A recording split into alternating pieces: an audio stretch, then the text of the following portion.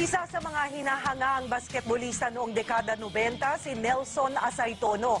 Halos lahat ng award sa PBA, puwera lang ang pagiging MVP na iuwi niya. Nasaan na nga ba siya ngayon? Roda Magnaye, ikwento mo. Probinsyano at Tubong Mindoro ang itinuturing na isa sa pinakamagaling na manlalaro ng PBA, si Nelson Asaytono. Nagsimulang mag-basketball si Nelson sa University of Manila bilang estudyante. Matalong ako sa UM tsaka nag-champion ng UM. Wow! 10 pesos lang. Taong 1989 nang makapasok siya sa Pure Foods. Dahil sa kanyang bilis, taas tumalon at lakas magdang, tinawag siyang The Bull. Kaya ang ilang PBA players asar daw sa paglalaro niya. April 7, 2005 nang gawin ni Nelson pang 12,268 point niya.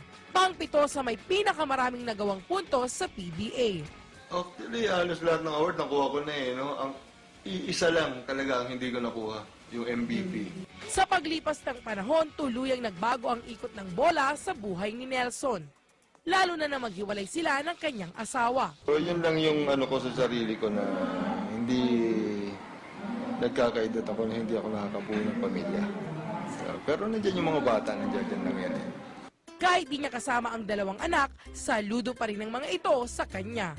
Super nice niya talaga. Dito at home and everything. Full-time employee sa isang networking company sa Ortigas, si Asaytono.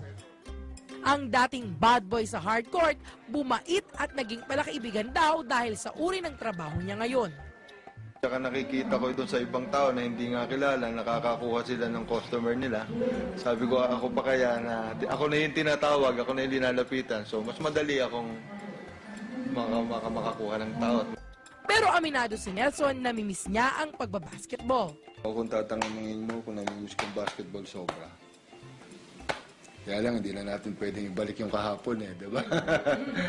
Na-foul man sa ilang aspeto sa buhay si Nelson The Bull Asaytono, tuloy pa rin ang pagsugod sa mga hamon tulad ng isang toro.